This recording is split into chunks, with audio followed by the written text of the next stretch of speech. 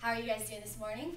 Great. Good. Turn to your neighbor and say, man, you are looking fine today. Man, you are looking fine today. My name is Jessica Weaver. I'm the Children's Church Director at a church in Bothell, Washington called Cedar Park. And they've asked me to come today to talk about some struggles that I've had in ministry so that hopefully you won't have to struggle in those as well. I've been involved in ministry my entire life. I'm a pastor's kid. My mom went into labor teaching children's church. So, literally from birth, I've been involved in church. As soon as I was out of the nursery, I wanted to help in the nursery. I taught rainbows. I taught all these classes. I'm in ministry now. All of those things that happened when I was a child carried into my adult life, which was great. This is why I'm here today, speaking in front of you. But, it took a toll on me. Being in leadership, I found myself getting spread so thin, saying yes to so many things that I got so stressed. I'm surprised I have any hair left, and that the hair I do have left is not great. Surprised I don't have wrinkles on my face. I do feel a little, bags starting under my eyes, but God can help with that. But I'm sure no one in here has ever struggled with saying yes to too many things. No one struggled with saying no. I'm sure none of you have forgotten whether you've taken a shower or not because you're so busy. Well, I would venture to say that I'm not the only person. If you could grab your Bibles and turn to Luke chapter 10, verse 38. Luke chapter 10, verse 38. I've entitled my sermon today, Are You Stuck in Doo-Doo? Hang with me. I'll explain a little bit further later on. If you are there, Luke 10:38, say, I'm there. I'm there. All right, awesome. We got two people. It's the story of Mary and Martha. As Jesus and his disciples were on their way, they came to a village where a woman named Martha opened her home to him. She had a sister called Mary who sat at the Lord's feet listening to what he said. But Martha was distracted by all the preparations that had to be made. She came to him and asked, Lord, don't you care that my sister has left all the work to myself? Has left me to do the work by myself. Tell her to help me. Martha, Martha, the Lord answered, you are worried and upset about many things, but only one thing is needed. Everyone say, one thing is needed. One thing is needed. Mary has chosen what is better, and it will not be taken away from her. You see, Martha was distracted by many things. She got stuck in this do mentality. I have to make the meal. I have at least 13 people coming to my house.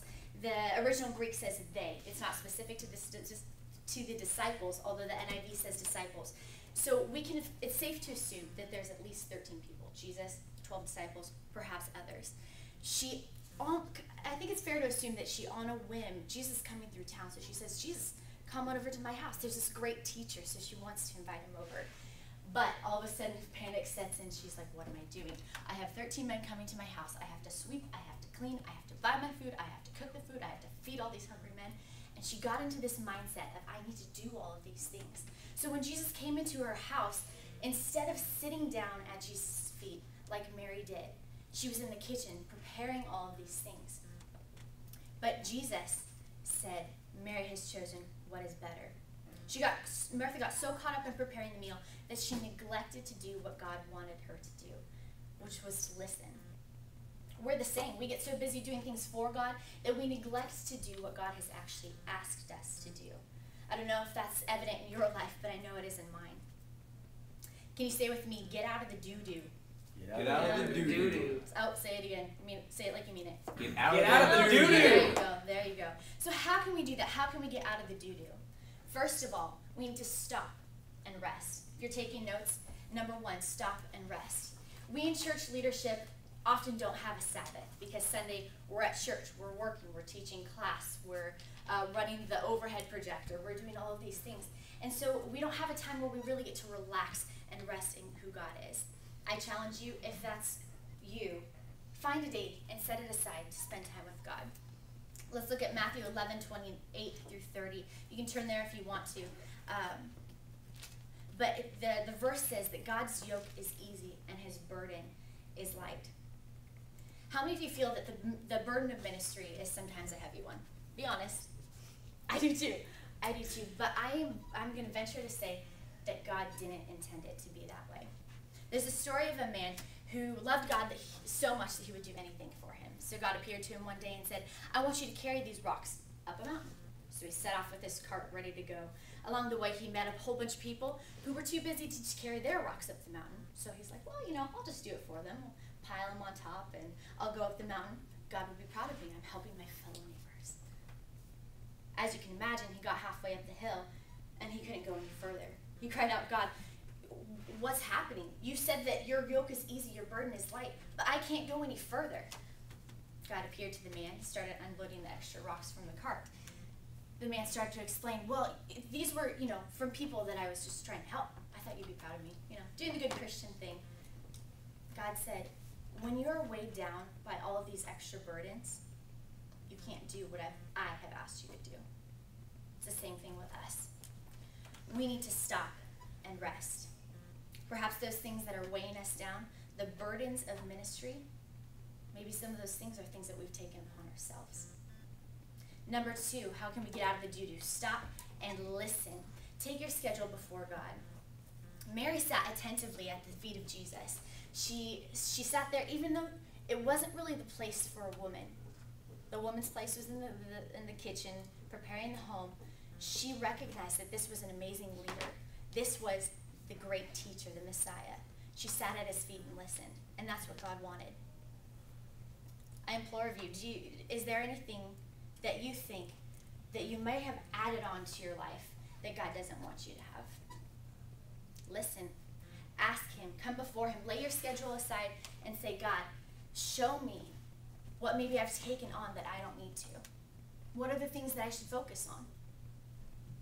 And listen and do those things. Number 3, how do we get out of the doo-doo? Stop and be. B-E. Stop and be. Psalms 46:10 says, be still and know that I am God. Be still. That same principle that David wrote, we should apply to our own lives as well. God didn't create human doings. He created human beings. Maybe you've heard that phrase before, but it rings true. Some of you are smirking because it might be Christianese. It might be something that you've heard a lot, but, it's true. We are human beings, not human doings. If we get so caught up in do, we don't have time to have a relationship with God. God created for us for relationship. You look back at Mary and Martha. Jesus merely wanted Mary and Martha to listen to him. He wanted to be with them. It's safe to assume their house had servants. If she invited 13 people over, I'm sure she probably didn't have a shack. I don't know that. The Bible doesn't say that. But I'm guessing that Martha didn't have to be in the kitchen. But she got so caught up in it that she was. God doesn't want our works. He wants us. He wants a relationship with us. To be honest, the last 2 weeks even, I have been really busy with school starting up. I've been busy with all of these things. And my devotions have been the first to go. It hasn't been a conscious thing. It's not like, well, I'm going to push God to the side and I'm just going to, I'll just forget about him. No, it was, I would come home late at night. I would open my Bible on my bed, laying down. Not a good idea. And I would find myself waking up in the morning with the light still on, my Bible in my hand, not reading a lick of it. Are you so busy? Are you filling your day up with so many things, so many people, so many actions that you're not setting aside time for your relationship with God? Think about it. That's what I did.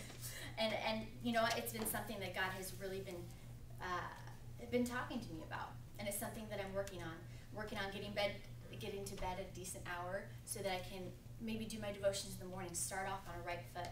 I don't know how you do your devotions, but however that is, I encourage you, stick with it. So, my challenge to you is to, again, get out of the doo-doo. Stop and rest. Set aside a Sabbath day to rest. It's okay to rest. It's okay to sit at your home, read a book, read the Bible, pray.